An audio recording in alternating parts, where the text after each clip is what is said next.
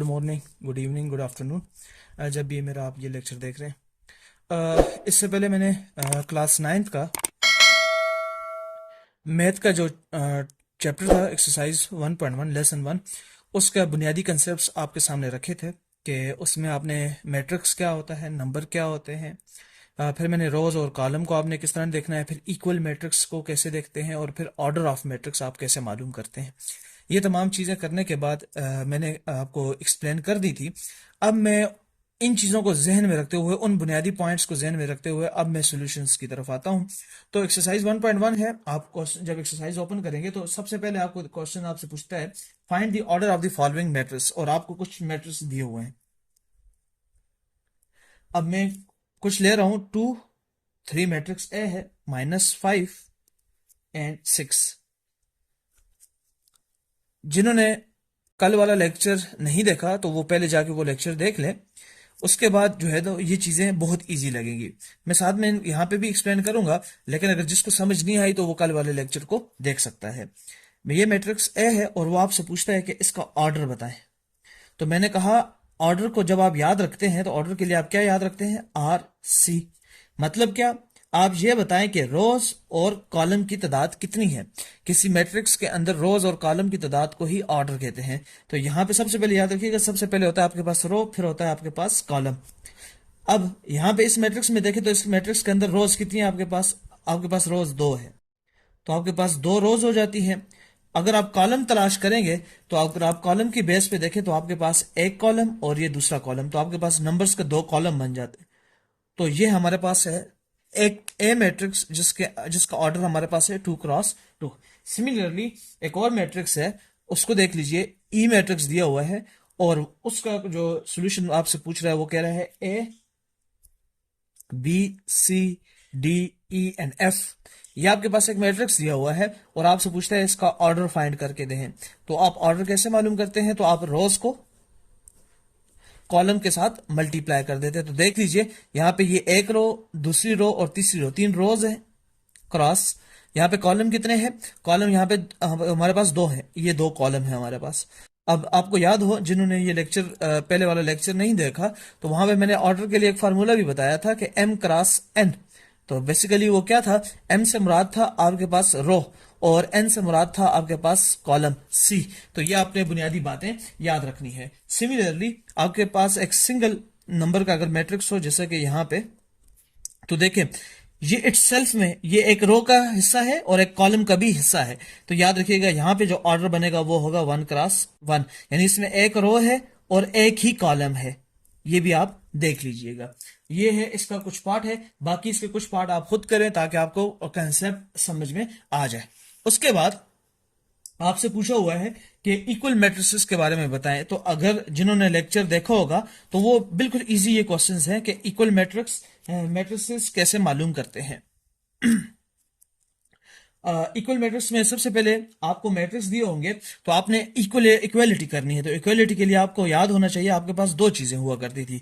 एक चीज थी आपके पास कि उसका ऑर्डर सेम होना चाहिए, यानी 2 मैट्रिक्स हों और उन 2 मैट्रिक्स का ऑर्डर आपके पास सेम आना चाहिए, पहली बात। दूसरा, जो करस्पॉन्डिंग एंटिटीज थी, यानी जो करस्पॉन्डिंग नंबर्स थे, डिजिट्स थे, वैल्यूज थी, वो करस्पॉन्डिंग एंटिटीज आपके पास क्या होनी चाहिए? वो सेम होनी चाहिए। अगर वो एंटिटीज सेम नहीं होंगी या इन दोनों पॉइंट में से कोई भी पॉइंट जस्टिफाइबल नहीं होगा तो याद रखिएगा वो इक्वल मैट्रिक्स में काउंट नहीं होते। तो अब आपने तलाश करना है कि वो कौन से मैट्रिक्स हैं वो जो आपस में इक्वल आते हैं। तो मैं आपको अगर कुछ यहाँ पे दिखाऊं तो आप जरा ये देख सकते हैं। जैसे मेरे पास एक मैट्रिक्स दिया हुआ है, मैट्रिक्स ए है और उसमें वैल्यू आपको दी होगी 3, और एक आपके पास मैट्रिक्स सी होगा जो आपको दिया गया होगा और उस सी को उन्होंने लिखा कुछ इस तरह होगा 5 - 2। अब आपको ये 2 मैट्रिक्स दिए और आपसे पूछा जाए कि क्या ये आपस में इक्वल है कि नहीं है। तो एक बात देख लीजिए कि इसमें जो ऑर्डर है इस मैट्रिक्स का जो ऑर्डर है वो है हमारे पास 1x1, यानी कि इसमें एक ही रो है और एक ही कॉलम है। और यहाँ पे अगर आप देखोगे इस सी मैट्रिक्स को, जब आप इसको सोल्व करते हो तो इसका आंसर भी आपके पास क्या निकल के आता है? 3 ही निकल के आता है। तो एक तो करस्पॉन्डिंग एंटिटीज, यानी इसमें भी एक ही डिजिट है जिसको हम अगर नंबर दें तो वो है 3, और यहाँ पे भी वही एक डिजिट या एंटिटीज है जिसको हम लोग कहते हैं 3, और उनकी पोजीशन भी सेम है और उनका ऑर्डर भी क्या आ रहा है आपके पास? सेम आ रहा है। जब ये दोनों चीजें आपके पास सेम आ जाए तो इसका मतलब ये है कि ए मैट्रिक्स और सी मैट्रिक्स आपस में इक्वल मैट्रिक्सेस कहलाएंगे। ये आपने बुनियादी बातें याद रखनी है। अब इसी तरह अगर आपको कुछ और क्वेश्चंस मैं बताऊं, ये आप लोग कीजिएगा, बड़े इजी क्वेश्चंस हैं। मैं हर एक पार्ट को तो एक्सप्लेन नहीं कर रहा। क्यों नहीं कर रहा? क्योंकि कुछ चीजें आप अपनी सेल्फ एवेल्युएशन के लिए भी रखें ताकि आपको आइडिया हो जाए, आपको मसला ना हो। मान लीजिए ये 4 और 0 है और 6 और 2 है, और आपको एक और मैट्रिक्स दिया हुआ है, वो है मैट्रिक्स जे, और उसमें आपसे कहता है कि इसकी वैल्यू लिखी हुई है 2+2 लिखी हुई है, 2+4 लिखी हुई है, और 2-2 लिखी हुई है, और 2+0 लिखी हुई है। आप जरा देख लीजिए, सबसे पहले आप देख लें दोनों मैट्रिक्स का ऑर्डर, लेकिन उससे पहले आप क्या करें, इनको इस मैट्रिक्स को सॉल्व करें। यानी किसी मैट्रिक्स के अंदर कोई आपको अर्थमेटिक इक्वेशंस दी हुई हैं, यानी कि कोई प्रॉब्लम दी हुई है, जैसे कोई सब्सट्रैक्शन दी हुई है, डिवीजन दी हुई है, मल्टीप्लिकेशन दी हुई है, या एडिशन दी हुई है, तो आप सबसे पहले उसे सॉल्व करो। जब यहां पे देख लो, यहां पे डिवीजन दी हुई है, यहां पे सब्सट्रैक्शन दी हुई है, यहां फिर डिवीजन दी हुई है, यहां फिर डिवीजन दी हुई, सॉरी एडिशन दी हुई है। तो आप यहां पे देखो एडिशन है, यहां एडिशन है, यहां सब्सट्रैक्शन है, और यहां पे भी एडिशन है। तो सबसे पहले आप इसे सॉल्व करो, और ये अगर 2+2 को देखोगे तो आपके पास 4 आ जाएगा, 2-2 आपके पास 0 आ जाता है, 2+4 आपके पास 6 आ जाता है, और 2+0 2 आ जाता है। अब आप क्या करो, इन दोनों मैट्रिक्स का ऑर्डर देखो, तो इसमें हमारे पास 2 रो है और आपके पास 2 कॉलम है। सिमिलरली यहां पे भी 2 रोज है और 2 कॉलम्स है। इसका मतलब यह है इसका ऑर्डर हमारे पास आ जाएगा 2x2, और इस मैट्रिक्स का भी ऑर्डर हमारे पास आता है 2x2। अब क्रोस्पॉन्डिंग एंटिटीज देखें, तो क्रोस्पॉन्डिंग एंटिटीज के एतबार से अगर आप देखो तो एक एंटिटीज यहां पे देखो तो 4 है, तो यहां पे भी क्या है 4 है। यहां 0 है तो यहां पे भी आपके पास क्या है 0 है। यहां पे 6 है तो यहां पे भी डाउन लेफ्ट साइड पे क्या है जी 6 है। यहां पे डाउन राइट साइड पे अगर आप देखो तो 2 है, तो यहां पे भी आपके पास क्या है 2 है। इसका मतलब है क्रोस्पॉन्डिंग एंटिटीज भी आपके पास सेम आ रही है। तो इसका ये आपके लिए ये चीज जो है तो वेरीफाइबल है कि ये दो मैट्रिक्सेस आपस में इक्वल मैट्रिक्स हैं। तो ये आपने एक बुनियादी बात याद रखनी है। अब अगर आपको ये बुनियादी बात समझ आ जाए, तो एक ऐसा क्वेश्चन कि जो मोस्ट इंपॉर्टेंट, और याद रखिएगा ये एग्जाम में आता है, ये आपसे वो ये तीसरा पार्ट करवा रहा हूं एक्सरसाइज 1.1 का। ये बहुत इंपॉर्टेंट है, बिलीव मी कि इस पॉइंट पे क्वेश्चंस पूछते हैं। इवन आपके जो बोर्ड अपने कॉलेज के एग्जाम्स होते हैं या स्कूल लेवल के जो एग्जाम्स होते हैं, वहां पे भी ये क्वेश्चंस किए जाते हैं, जिसके लिए जो है तो आप इस वीडियो को पूरा देखें, और ये मोस्ट इंपॉर्टेंट पार्ट है। तो अच्छा, अब ये तीसरा पार्ट है एक्सरसाइज 1.1 का, मोस्ट इंपॉर्टेंट है। और अब जरा इसको देखिएगा, आप मुख्तलिफ देखें, हर एक मुख्तलिफ जो है ना टीचर से पढ़ता है, और वो मुख्तलिफ तरीक़ों से आपको समझाने की कोशिश करते हैं। मेरा मानना यह है कि इतना सिंप्लीफाई रखें, इतना सिंपल रखें, और इतना बुनियादी कंसेप्ट रखें कि जब कभी भी ये क्वेश्चन आपके सामने दोबारा आए, किसी भी तरह से आए, तो आप इसको सॉल्व करने की अहलियत रखते हो। अब जरा देखिएगा, आपसे वो कहता है मुझे ए की वैल्यू मालूम करके दिखाएं, मुझे सी की वैल्यू मालूम करके दिखाएं, और मुझे बी की वैल्यू भी मालूम करके दिखाएं, और मुझे डी की वैल्यू भी मालूम करके दिखाएं। अब इनको हम कैसे सॉल्व करेंगे? लेकिन एक यहां पे ट्रिक है, इसी क्वेश्चन से ही, यानी कि ये पॉइंट अगर आप एक समझ जाते हैं तो फिर ये क्वेश्चंस बिल्कुल ऐसे जैसे हम लोग कह सकते हैं कि हलवा है। वहां पे उसने एक लफ्ज दे दिया इक्वलिटी, कि ये मैट्रिक्स, यानी कि अगर ये कोई मैट्रिक्स ए हो और ये मेरे पास मैट्रिक्स बी हो, इसका मतलब ये है कि ये दो मैट्रिक्स आपस में बराबर हैं, ये आपस में क्या है इक्वल है।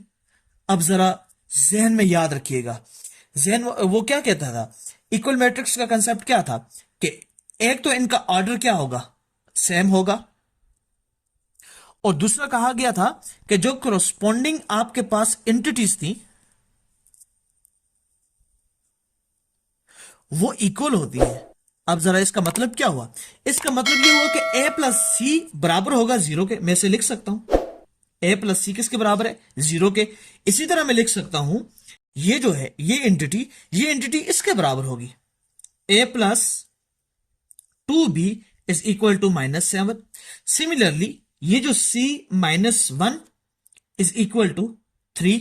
क्यों, मैं दोबारा बता रहा हूं कि जब आपको कहा जाए कि ये मैट्रिक्सेस आपस में इक्वल हैं, तो फिर एक बात, आप अगर इनका ऑर्डर निकालोगे तो ऑर्डर तो सेम आएगा, लेकिन इसमें जो क्वेश्चन को ट्रिक है सॉल्व करने की वो ये है कि इनकी कोरस्पॉन्डिंग एंटिटीज भी सेम आएंगी। इसका मतलब ये है कि a प्लस सी 0 के बराबर है, ए प्लस 2b वो -7 के बराबर आएगा, c-1 3 के बराबर आएगा, और 4d -6 is equal to 2d। अब जरा ये क्वेश्चन बिल्कुल आपके पास इजी हो चुका है। अब जरा इसको सॉल्व करने की कोशिश करते हैं। क्या मेरे पास ए की कोई वैल्यू है? नहीं है। सी की वैल्यू है? नहीं है। 0, इसको हम लोग अभी सॉल्व नहीं करेंगे। नीचे आ जाए, ए प्लस 2b, क्या मेरे पास ए की वैल्यू कोई दी हुई है? नहीं दी हुई, मुझे नहीं मालूम, फाइंड करनी है। बी की वैल्यू मुझे दी हुई है? नहीं दी हुई, लिहाजा मैं इसको सॉल्व नहीं कर सकता। क्या मेरे पास सी की वैल्यू है? नहीं। लेकिन क्या मैं सी की वैल्यू फाइंड कर सकता हूं? यस, फाइंड कर सकता हूं। क्यों फाइंड कर सकता हूं? क्योंकि याद रखो यहां पे मेरे पास 2 नोन नंबर हैं, एक अननोन नंबर है। अब मैथ का एक सिंपल सा उसूल होता है कि जब आपके पास अगर किसी इक्वेशन में 3 नंबर हो, उनमें से 2 नॉन हो, तो आप तीसरे को फाइंड कर सकते हो। मिनिमम अगर 3 नंबर है तो उसमें से 2 की वैल्यू आपको होनी चाहिए। मुझे 1 भी पता है और 3 भी पता है, तो मैं इसको सॉल्व कर सकता हूं। जब मैं इसको सॉल्व करूंगा तो कैसे सॉल्व करूंगा कि c-1 इज इक्वल टू 3। -1 को मैं उस तरफ लेकर जाऊंगा इक्वेशन की दूसरी तरफ, तो ये मेरे पास हो जाएगा c is equal to 1 plus 3 which is equal to 4। इसका मतलब ये है कि c की वैल्यू मेरे पास क्या आ गई है जी?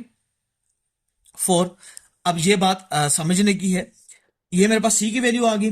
अब आगे देखें, अब इस c की वैल्यू को अगर मैं यहां पे डालूं तो मैं इसको सॉल्व कर सकता हूं। जरा इसको दोबारा देखें, मेरे पास a की वैल्यू नहीं है, लेकिन मैंने कहा ना कि मैं अगर मेरे पास इक्वेशन में 3 वैल्यूज हो, एक ये वैल्यू है, एक ये वैल्यू है और एक ये वैल्यू है।